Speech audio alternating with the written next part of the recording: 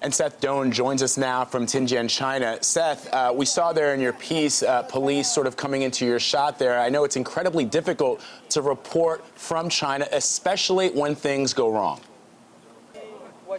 Yeah, Vlad, you're exactly right. They really want to control the narrative here, and that's what they were doing. We were only trying to take pictures at that hospital. We hadn't even tried to get inside yet, and they were pushing us back, and we just drove past there again and saw they're no longer even allowing cars to stop. You can see one police car behind me now. I'm next to an area that it's quite dark now, but it is cordoned off pretty close to where the blasts took place, and just before the sunset here, you could see the smoke still billowing behind me. About 6,000 people have been displaced from their homes, and residents tell us they don't know when they'll be allowed back in.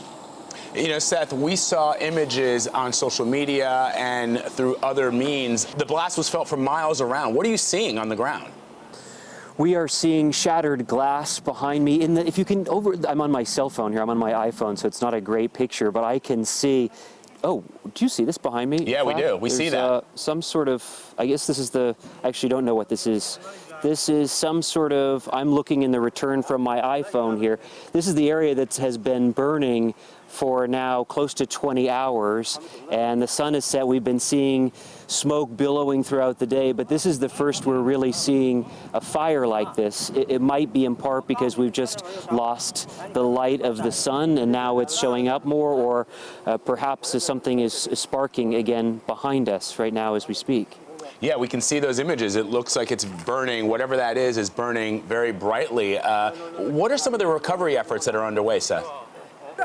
Well, they're keeping people out of their homes. They've cordoned off this area around the homes, even a couple of miles from the home. People are where the blasts are. You're not able to get back in. There are more than 700 people in local hospitals, 70 of them critically injured, and some of it's just typical cleanup. You see people sweeping up glass on the streets, even driving toward where these blasts were. There are so many windows in these different apartment buildings where you'll look up at a 15, 17, 20-story building, and on every floor, the apartment building windows have been blown out.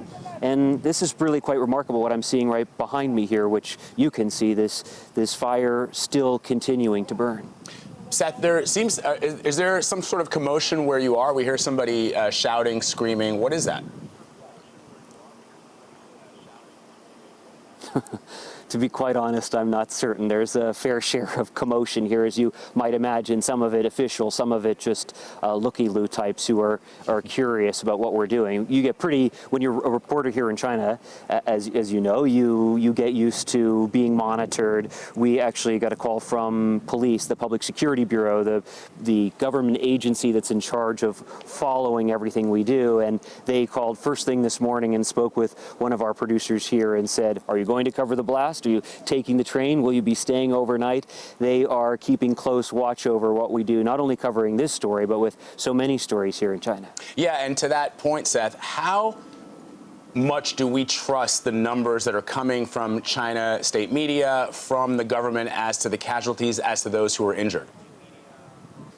Well, I think you can trust what the government is saying. They are pretty cautious on these death tolls. The death toll was around 40, 44 all day. It just went up to 50 here this evening. So we saw it jump quite a bit earlier in the day and then not much movement.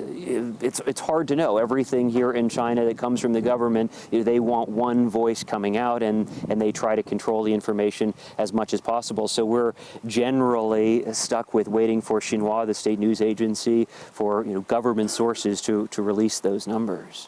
Seth Doane in Tianjin, China. Seth, thank you so much. Stay safe.